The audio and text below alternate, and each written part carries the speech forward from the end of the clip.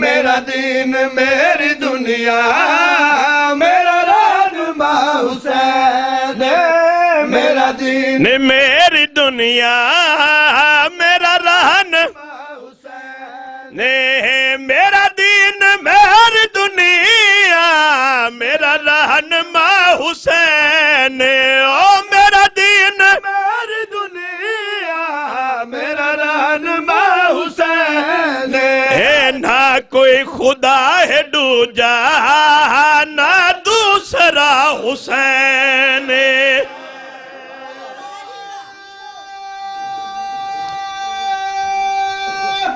حیدری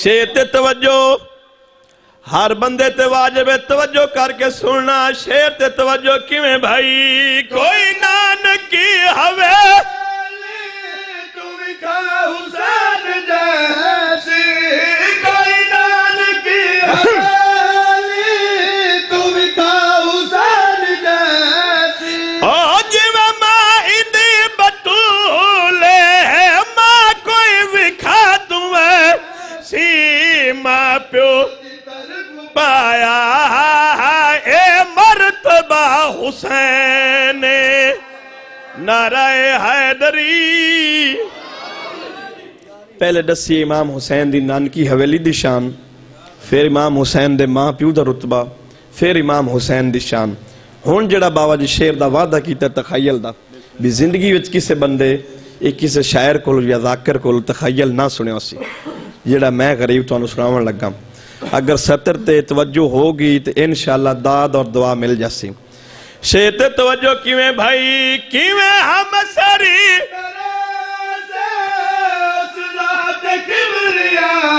دی کیویں ہم سری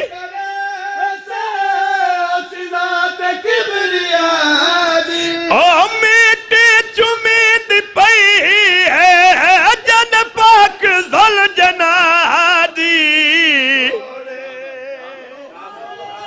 توجہ ہی نہیں تسا کیتی سطر تے اصل باویر یا ہیں تو سارے نہیں توجہ دے ہوگی بھی شاید کوئی ذاکر آگیا پھر سنا دے کیویں بھائی کیویں ہم سری کرے سے صدات کبریاء دی کیویں ہم سری کرے سے صدات کبریاء دی او میٹی چمید پئی ہے جن پاک ذل جنا دی گھوڑے دے سنب تلے راکھی شفا حسین نعرہ حیدری ان قصیدہ مرحوم بٹی صاحب دا سلطان و ذاکرین کی بلا احمد بخش بٹی صاحب جنہ سین کل جا کے 11 سال شام اج پنیا اوڈو ذاکری شروع کیتی ہے جدو اندرو آواز آیا تو ساڑا سلطان ہے بابا احمد بٹی صاحب دے سالے سوا واسطے سارے خلوص نال صلوات پڑھو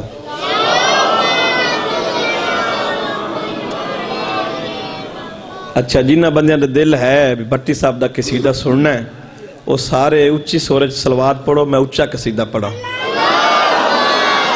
بابا یہ ساؤنڈ تے آیا 2 منٹ ساؤنڈ ہوئے بابا عذر شاہ شرازی بادشاہ دا تے قصیدہ میں پڑھا مرحوم بٹی صاحب دا تے جنالے لوگ آلے بزرگ خاص کر کے یہ جوان بولنا یہ ہو نہیں سکتا صلوات پڑھو میں قصیدہ شروع کرا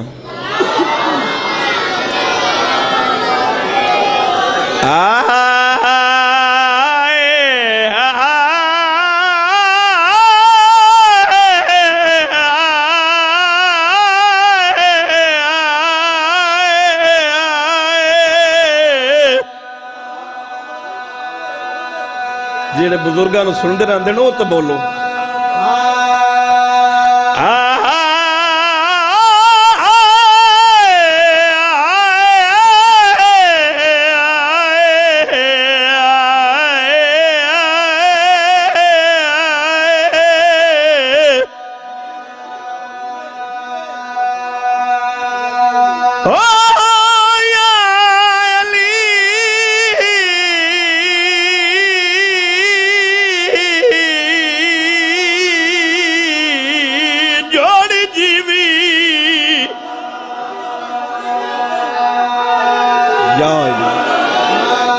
اجنالے لوگ دے سید مومن دے نعرہ نہیں پہ مرے دے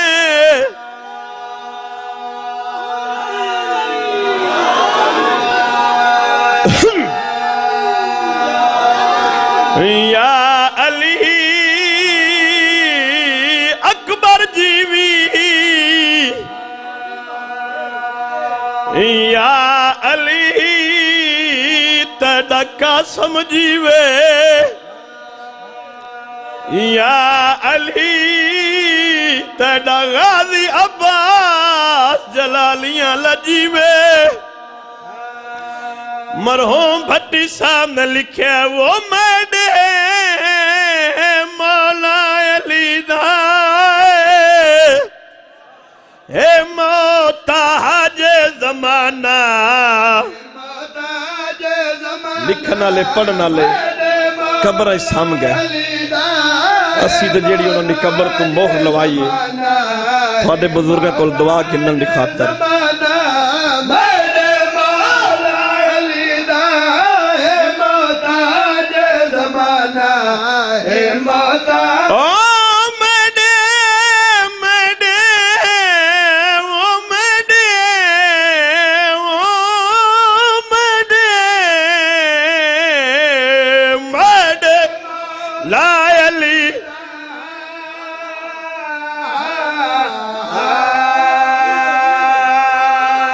نعرہ حیدری دل چاندہ مرحوم بھٹی صاحب اپنی زندگی دے وچ ایک شعر بڑھنے آن اجنالے لوگ دے مومنہ نو سنا دے وہاں مرحوم بھٹی صاحب نے لکھا ہے آسی حضرت مہدی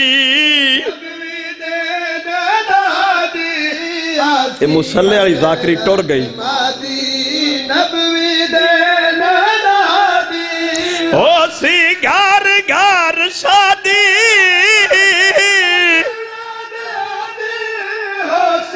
بابا جی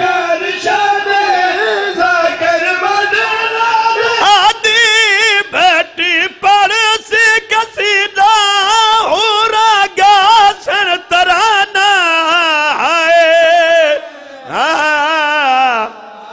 نعرہ حیدری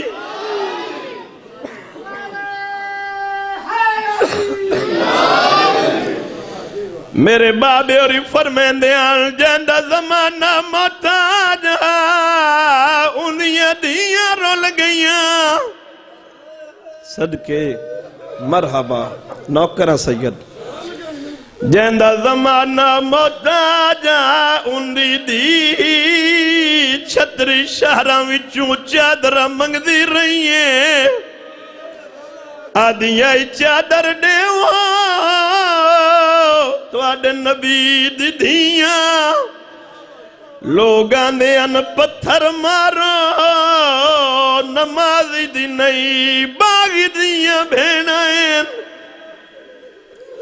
بانیاں دی منت کرے ساں مجلس مکے تو خوش نہ ہون بسم اللہ نوکرام لوگاں دے ان پتھر مارو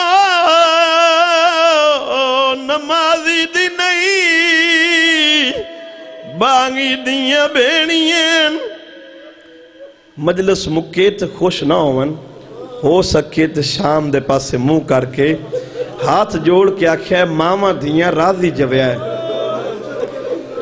تسی تا آج جائیو قرآن دی قسم ماما دیاں بابا جی رات دیاں تو آڑیاں مہمان ہیں انتظار چن کسل مومن اوسن مکان چلن ہفتے بیٹھی ہیں بسم اللہ ہائے ہائے نال مسومہ بھی ہے بابے ریندن ماما دیاں نہیں نال مسین مسومہ بھی ہے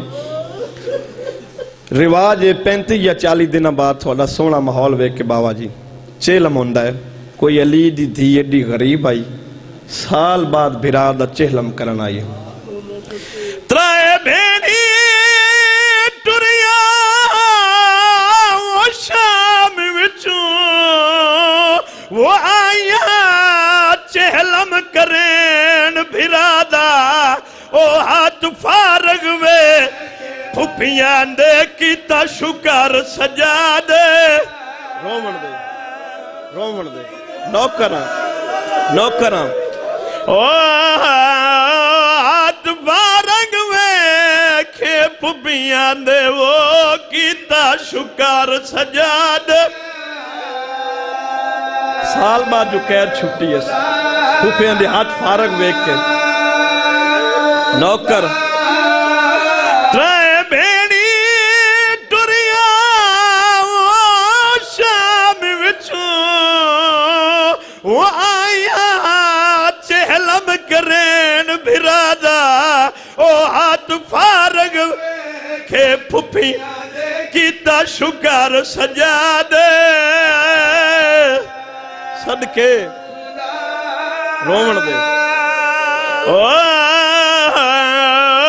ہاتھ بارگ ویکھے پھپیاں دے وہ کیتا شکر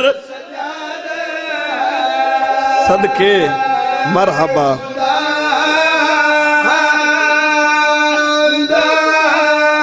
رنا چرتائی کبار وہ عباس یدے ہاتھ نب کے آن دمادا سیدان دا اٹھی وے غازی تے کو ملنا جے کو ٹران دا ڈانے رومن دے نوکرہ سیدان دا نوکرہ مرحبا سیدان دا اٹھی وے غازی آئے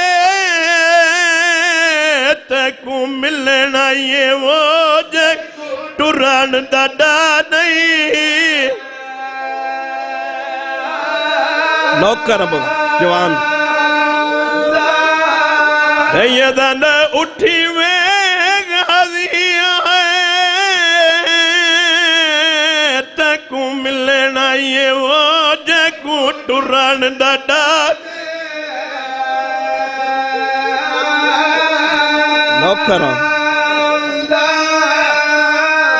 اس قید خانے چ رہی ہے جند چھت کوئی نہیں پنڈی بھٹیاں میرے بابے اور پردے پیانے ایک سید چٹی ڈالیاں لکھڑوں کے اندر لیا کے تباس سال جا رہی ہے ایڈ ساؤ گرمی دویچ کیا کریں دیائی انہا فرمایا سیدادہ تو اڈے ڈر کونو نہیں پڑھ دے دوپہر دے ویلے علی دی دھی نکے بالان دے پیرائے ہاتھ دین دی آئی صدقے صدقے بزرگو تو اڈے کول پوچھتا جدہ وطن تو ٹوری آئی کتنے محمل آئے ڈا مار کے اندر ترونجا پنجا کین گئے پنجا شام کھا گئی ترائے گھن کے ولیے بشیر پتر جذلم دا محارچ کے اندر آنائے ایک مقام دے آکے رکھلی دی دھی دا وازن مواری وہ ایک گیڑی جائے پھپی جاؤن دے ڈمیر دی نگریاں آگئی ہے میڈی سینڈ محمل دا بردہ اٹھایا دور بھیراوان دیاں کبرہ نظر آئیاں دعا والے ہاتھ اٹھا گیا نہیں پالن والے تیرے لاکھ سانے شکر میرے ویر واسبین آوازن سجاد ان ڈیل نلا جلدی کر اٹھ بہا میں بھیرا دی قبر نوہاں دے نالاوان یا گل پیون دیا یا دور کولو دوڑ دا مجابر قبر عباس دا آیا ہے آکے آندہ مجابر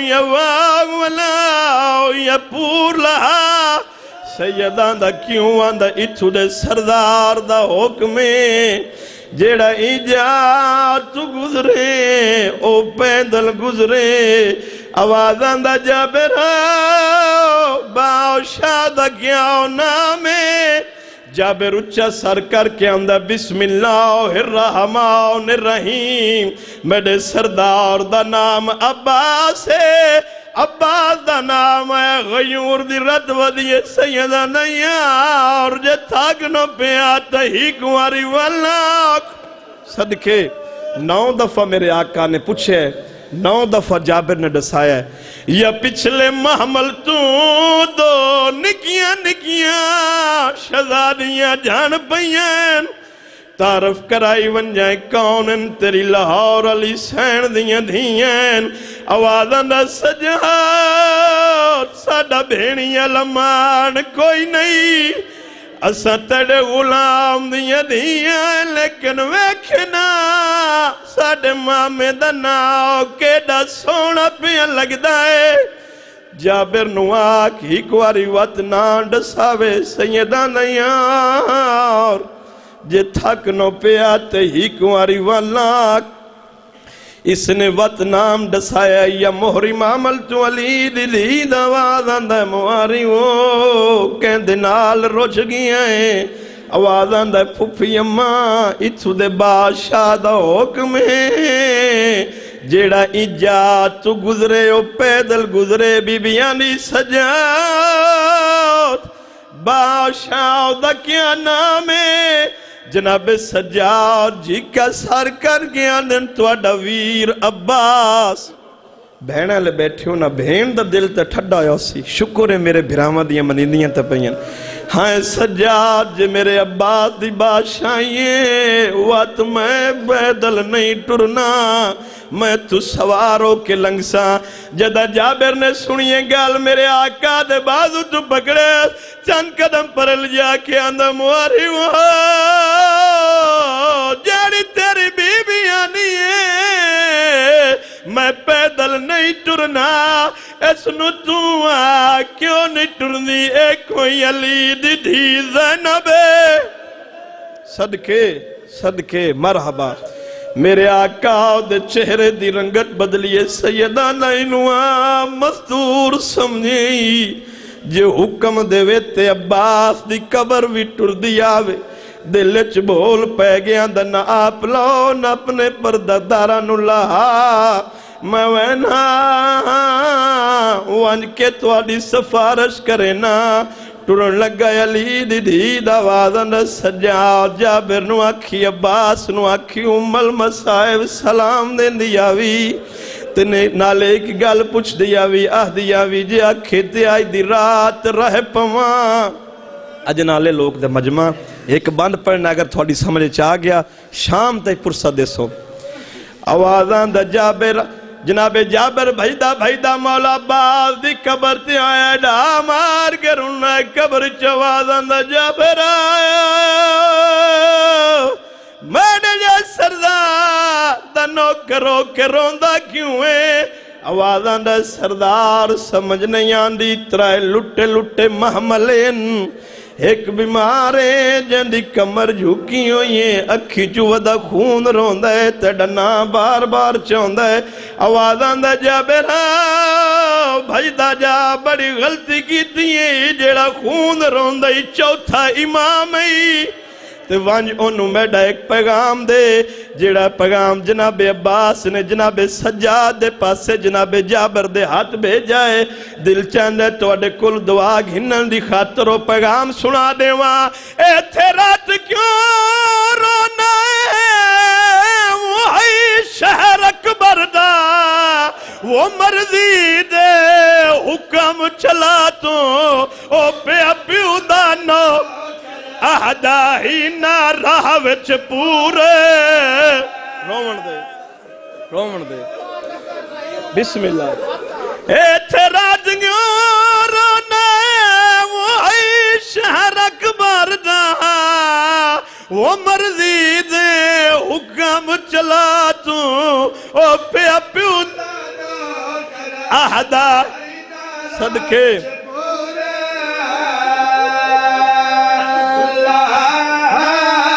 جیویں آللی محمد وہ شام وچوں اوٹ قبر تے آن بہادوں او میڈی قبر تے لائے آن دی پیچھے پوچھ سی حالے براتوں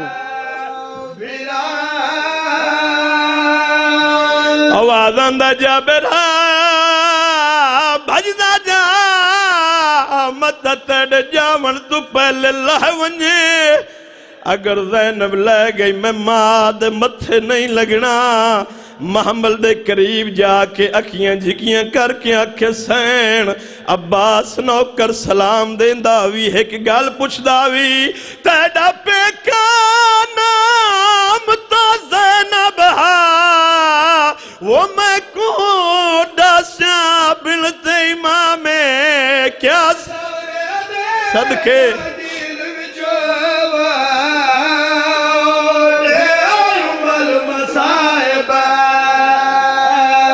آوازن سجاد ہون میں لاندیاں مرحوم بھٹی صاحب دا بان یاد آگے میرے بابے رے پڑھ دیاں آوازن دا پوپی امائے میڈے بابے دی قبرے نہیں سجاد اکبر دی قبرے نہیں سجاد قاسم دی قبرے نہیں سجاد آوازان دا پھوپی اماں اگاں تا جنگلے جنگل دا نام آئے علی دی دھی بیمار بھدری جنیاں زخمی اکی چوم کے روکے آن دیئے میں صادقہ دی وہ صدیقہ دیاں وہ پہلے وعدہ توڑ نبھیسا او نا اکبر او نا محمد پہلے ہور دی کبار سے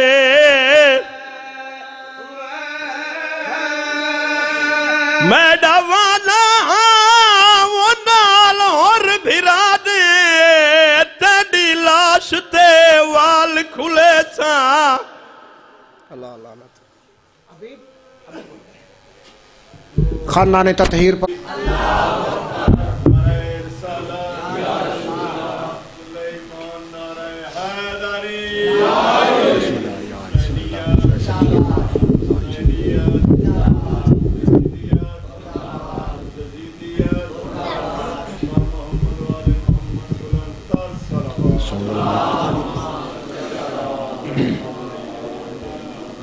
اعوذ باللہ السمیع العلیم من الشیطان اللعین الرجیم بسم اللہ الرحمن الرحیم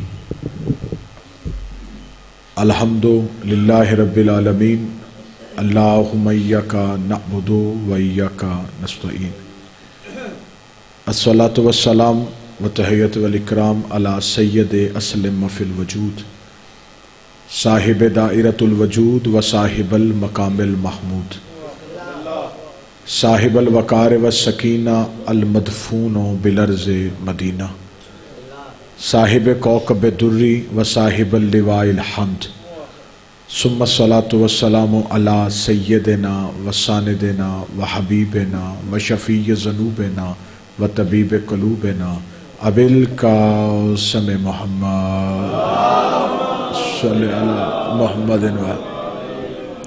و اولادہ طیبین طاہرین المعصومین المظلومین المنتجبین المہدیین ولعنت اللہ علی قوم الظالمین الکافرین المنافقین المتکبرین اما بعد فقد قال حق سبحانہ تعالی فی کتابہ المجید و فرقان الحمید و هو اصدق الصادقین و قولہ الحق بسم اللہ الرحمن الرحیم یوم ندعو کل اناس بامامہم بلندتر سلام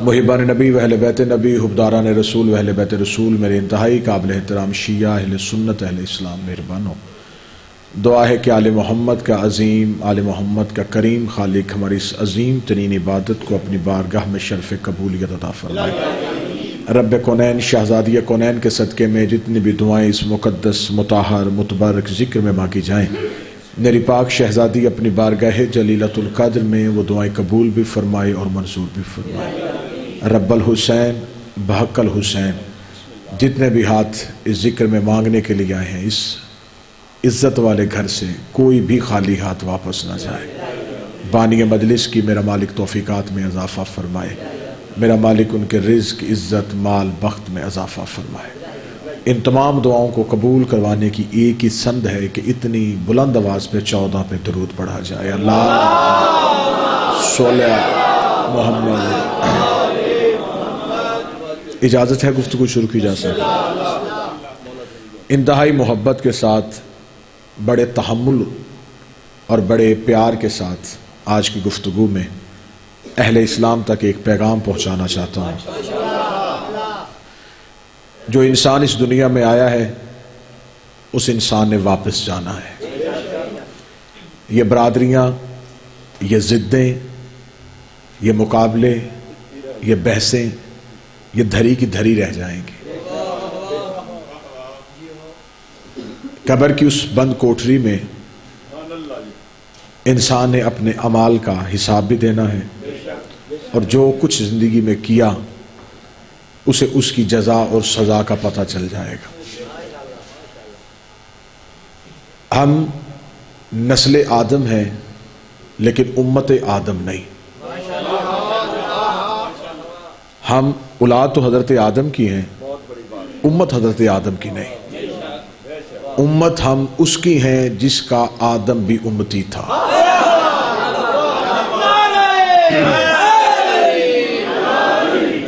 ہم اس خاتم النبیین کی امت میں سے بڑی محبت کے ساتھ، بڑے تحمل کے ساتھ، بڑی مجھے عجیب سی اجرت تب ہوتی ہے جب بعد میں پڑھنے والے کوئی احباب بیٹھے ہوں، بڑے محبت اور تحمل کے ساتھ میں اس وقت پڑھتا ہوں جب میرے بعد وقفہ ہو، یا میرے بعد پڑھنے والا کوئی نہ ہو، یا میں اکیلا پڑھنے والا، تاکہ پھر یہ ذہن میں نہیں ہوتا کہ پیچھے جو احباب بیٹھے ہیں انہیں کوئی جلتی ہے۔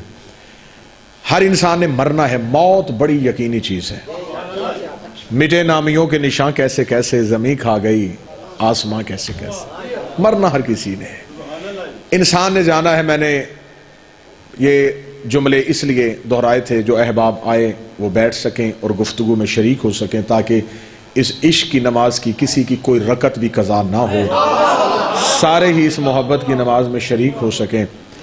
ہم اولاد آدم کی ہیں لیکن امت آدم کی نہیں۔ ہم امت ہیں اس کی جس کے سارے ہی نبی امتی تھے، جو سردار الانبیاء ہے، جو خاتم النبیین ہے، جو سبب وجود تخلیق کائنات ہے۔ ہم میں سے ہر انسان، چاہے وہ شیعہ ہے، چاہے وہ سنی ہے، چاہے وہ اہل حدیث ہے، کسی بھی مکتبہ فکر سے اس کا تعلق ہے، وہ دنیا میں رہتے ہوئے کوشش یہ کرتا ہے کہ میں اپنی زندگی کو اس طریقے سے ڈھالوں جس طریقے میں میرے نبی چاہتے ہیں، جیسا کہ میرا رسول چاہتا ہے۔ کوئی بھی مسلمان اب کسی کا بھی جو خودکش حملہ کرتا ہے، وہ بھی یہ سمجھتا ہے کہ شاید میں خودکش حملہ کروں گا تو شاید میرے اس فیل سے مجھے جنت مل جائے گی۔ ہر انسان خواہش اس میں ہے کہ نبی راضی ہو جائے۔ اب سب سے پہلے آج کی گفتگو میں ہم نے یہ دیکھنا ہے کہ ہم میں سے کسی نے نبی کو دیکھا نہیں۔ ہم میں سے کبھی کسی نے نبی کو نماز پڑھتے ہوئے نہیں دیکھا، نبی کو روزہ افطار کرتے ہوئے نہیں دیکھا، ہم نے نبی کو لباس میں نہیں دیکھا، منبر پہ نہیں دیکھا، ہم میں سے کسی نے نبی کو دیکھا نہیں۔ مگر ہر فرقے کا بندہ، ہر فرقے کا شخص، ہر فرقے کا مولوی یہ کہتا ہے کہ جو میں کرتا ہوں یہ بالکل ایسے ہی ہے جو نبی کرتے تھے۔ جب ہم ان سے پوچھ رہے ہیں کہ یہ آپ کو کیسے پتا ہے کہ جو ہم کرتے ہیں، جیسے نماز ہم پڑھتے ہیں ویسے نبی پڑھتے تھے، اس نے کہا جی ہمیں نہیں پتا، ہم نے نبی کو دیکھا نہیں، ہم نے نبی کی امت ہیں، ہم شریعت رسول پہ عمل کرتے ہیں، لیکن ہمیں عمل جو کرواتا ہے اسے امام کہتے ہیں، جو فقہ پہ عمل کرواتا ہے۔ ہمیں ہمارے امام نے بتایا ہے کہ نبی نماز ایسے پڑھتے تھے، ہمارے امام نے بتایا ہے کہ نبی روزہ اس وقت افطار کرتے تھے۔ حنبل کے ماننے والوں نے کہا کہ امام حنبل نے بتایا، شافعی کے ماننے والوں نے کہا کہ ادریس شافعی نے بتایا، امام مالک کے ماننے والوں نے کہا ہمیں مالک نے بتایا، جعفر صادق کے ماننے والوں نے کہا ہمیں جعفر نے بتایا ہے۔ اب دنیا اس ضد میں ہے کہ میری نماز ٹھیک ہے، اس کی نماز غلط ہے، میرے روزے کا وقت ٹھیک ہے، اس کے روزے کا وقت غلط ہے۔ اب ان لڑائیوں سے نکلیں، ان بحثوں سے نکلیں، دہشت گردی کا خاتمہ ہو رہا ہے، مسلمان ایک دوسرے کے گلے مل رہے ہیں، جراثیم یوں اڑ رہے ہیں، تو پھر اس بات پہ آنا ہے، یہ نہیں دیکھنا نماز کس کی ٹھیک ہے، روزہ کس کا ٹھیک ہے، پہلے یہ دیکھنا ہے امام کس کا ٹھیک ہے۔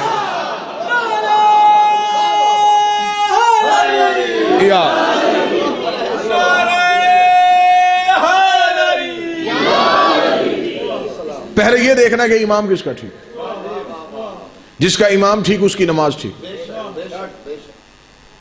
کیونکہ جو میں نے آپ کے سامنے قرآن کی آیت تلاوت کی ہے، خدا نے کہا کہ قیامت والے دن ہم ہر انسان کو ندا دیں گے، آواز دیں گے، یہاں ترجمہ اکثر مولویوں نے کہہ دیا کہ اٹھائیں گے، اٹھائیں کسی بھی لفظ کا ترجمہ نہیں، ند او ندا سے نکلا ہے، بلایا جائے گا، ندا دی جائے گی، آواز دی جائے گی، اونچی آواز میں پکارا جائے گا امام کے نام پہ، اور وہ پکارے گا کون؟ اللہ۔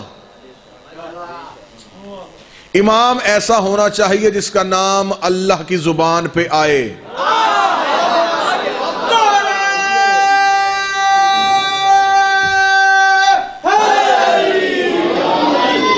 ہمارے انسان کو بلائیں گے اس کے امام کے نام پہ۔ یہ مولوی نے یہاں پہ آ کے بچوں کو پریشان کیا ہوا ہے کہ قیامت کا میدان ہوگا اور اللہ ایک ایک بندے کا نامہ اعمال دیکھے گا نا۔ میں پوری ممبر کی ذمہ داری کے ساتھ یہ بات کر رہا ہوں، آپ تحقیق چاہیں میں تحقیق دکھانے کے لیے تیار ہوں۔ میدان قیامت میں خدا ایک ایک انسان کا نامہ اعمال نہیں دیکھے گا۔ یہ جو خدا نے قرآن میں کہا کہ میں اماموں کو پہلے بلاؤں گا، پہلے امام آئیں گے، پھر ہر امام کے پیچھے اس کے ماننے والے آئیں گے۔ خدا نے کہا میں امام دیکھ کے پتہ کر لوں گا کہ ماننے والے کیسے ہیں۔ جس کا امام ٹھیک ہوگا اس کے ماننے والے ٹھیک ہوں گے، اور جس کا امام ہی غلط ہوا پھر ماننے والے کی نہ نمازیں دیکھی جائیں گی نہ روزے دیکھے جائیں گے۔ اگر وہ اپنے رجسٹر ہاتھ میں پکڑ کے خدا سے آوازیں بھی دیتے ہیں میرے اللہ امام چھوڑ، ہماری نمازیں تو دیکھ، ہمارے حج تو دیکھ، فوراً آواز قدرت آئے گی کہ تم نے ویسے ہی کیا جیسے امام نے کہا تھا۔ تو جب امام ہی ٹھیک نہیں تو پھر نہ تیری نماز ٹھیک ہے، نہ تیرا روزہ ٹھیک ہے، نہ تیرا حج ٹھیک ہے، نہ تیری زکوٰۃ، جو تو دنیا میں عمال کرتا رہا سارے کے سارے اکارت چلے گئے، سارے کے سارے غارت چلے گئے۔ وجہ صرف یہ تھی کہ تیرا امام غلط ہے۔ مجھے اجنالہ کے اس ممبر سے لے کے خانہ کعبہ تک میں کعبے کی دیوار پہ ہاتھ رکھ کے اعلان کرنے کے لیے تیار ہوں، میری فقہ کا دشمن ہے، میرے عقیدے کا دشمن ہے، میرے ماتمی کو گالی دے سکتا ہے، شیعہ کو کافر کہہ سکتا ہے، لیکن آج تک کسی ماں نے وہ بیٹا پیدا نہیں کیا جو کھڑا ہو کے یہ کہے کہ شیعوں کے امام سچے نہیں تھے۔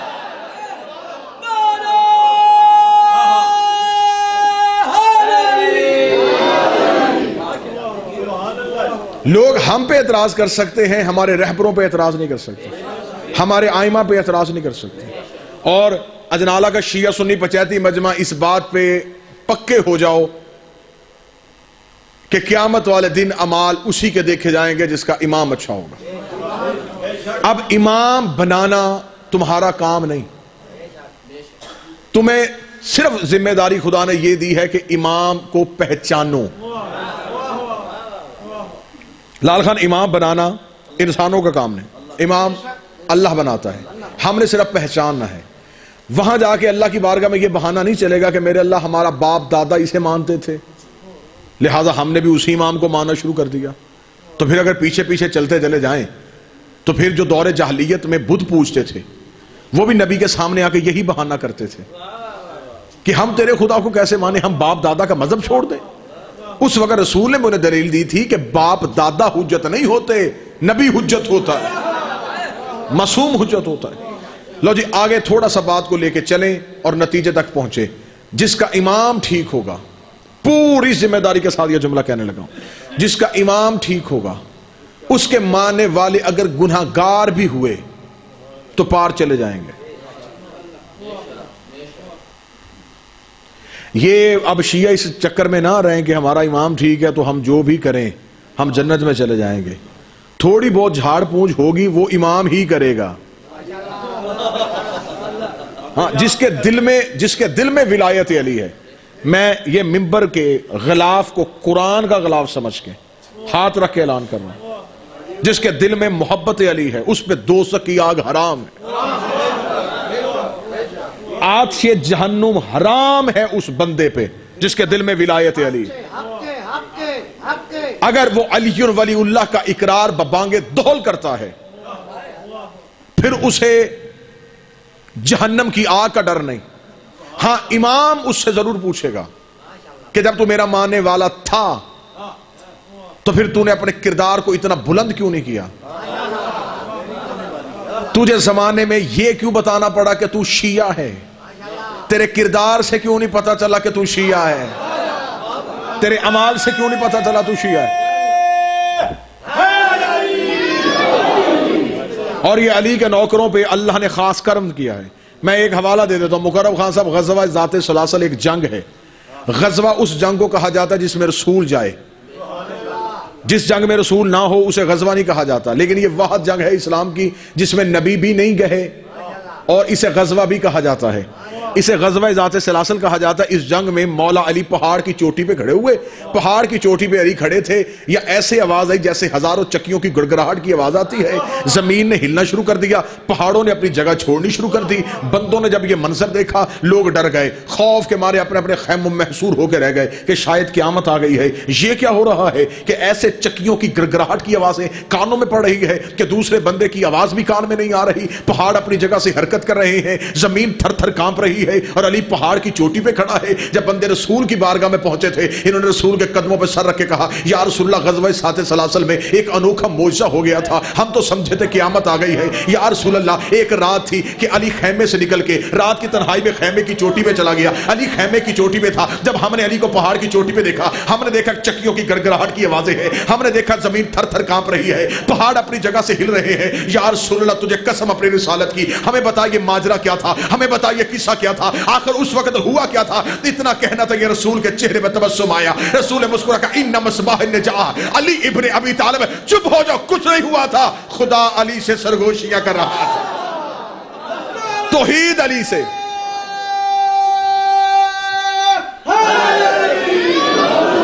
توحید علی سے سرگوشی کر رہی تھی.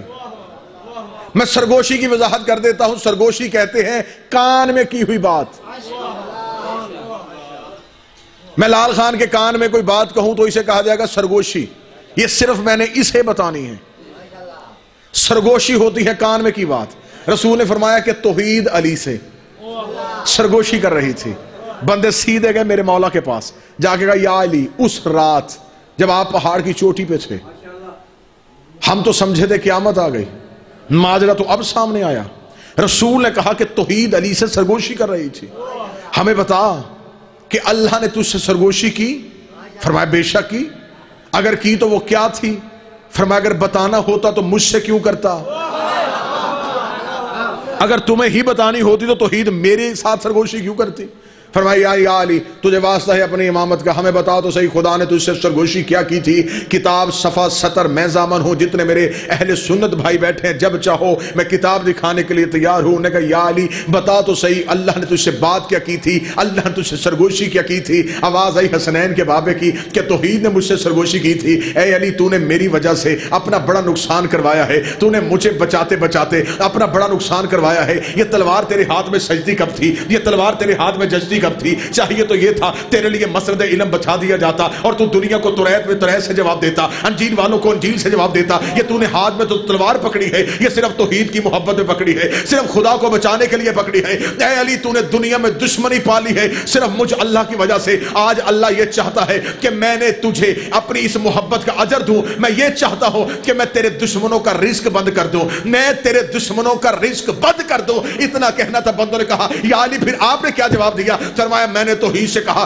کہ مجھ سے مانگنے والے تھوڑے ہیں تجھ سے مانگنے والے زیادہ ہیں. مجھ سے مانگنے والے تھوڑے ہیں تجھ سے مانگنے والے زیادہ ہیں.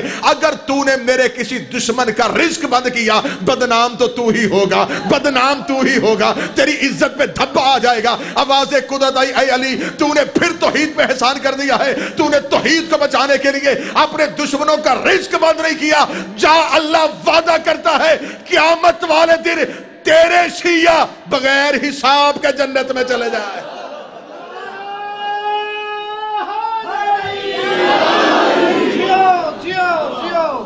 لیکن ہو شیعہ. اب یہ کتابوں سے آپ نے دیکھنا ہے کہ شیعہ کی صفات کون کون سی ہیں.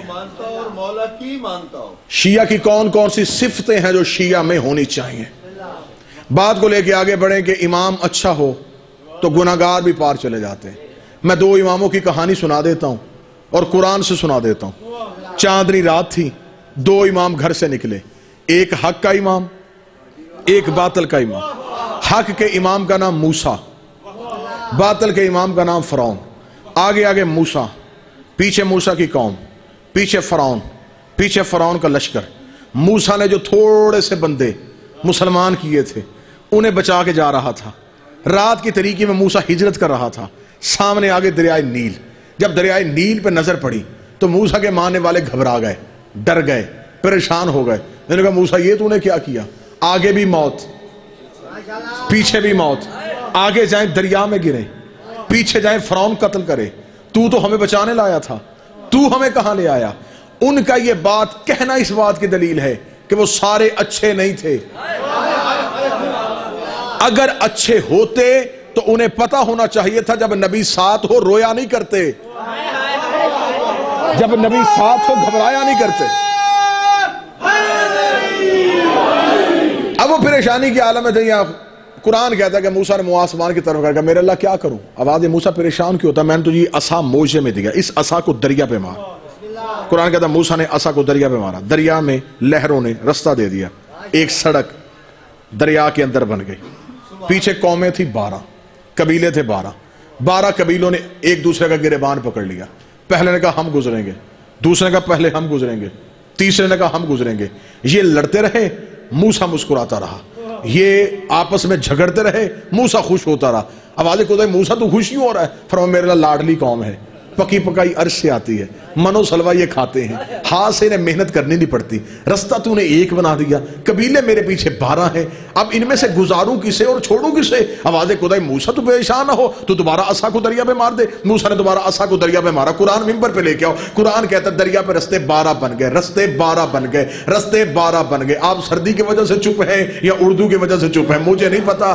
رستے بن گئے 12, رستے بن گئے 12. ہدایت کے رستے ہوتے ہی 12 ہیں, نجات کے رستے ہوتے ہی 12 ہے. موسیٰ اپنی 12 قومیں, 12 قبیلے, 12 خاندان لے کے موسیٰ ان رستوں سے پار چلا گیا. کسی بھی قرآن کے ترجمے میں نہیں لکھا کہ موسیٰ کے قبیلے کا کوئی ایک فرد بھی دریا میں غرق ہوا ہو. جتنے 12 قبیلے تھے, 12 قبیلوں میں بچہ بھی نہ بچا, سارے کے سارے پار چلے گئے. اب مجھے بول کے بتاؤ, اللہ نے ایک معصوم کو اتنی طاقت دی ہے, اللہ نے ایک معصوم کو اتنی طاقت دی ہے کہ وہ 12 رستوں سے قوم پار کروا دیتا ہے.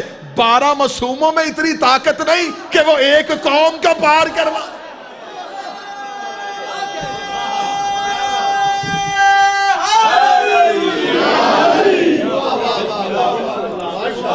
اور یہی حضرت موسیٰ کا بڑا مشہور واقعہ ہے کہ حضرت موسیٰ کے دور میں ایک شخص آیا حضرت موسیٰ کے پاس. اس نے آگے حضرت موسیٰ سے کہا موسیٰ میرے اولاد کوئی نہیں, تو جو اللہ کا نبی ہے کلیم اللہ ہے, تو جو ہے میری بات کی جانب, تو جو طور پہ جا کے گفتگو کرتا ہے تو کہے اللہ سے کہ مجھے بیٹا دے.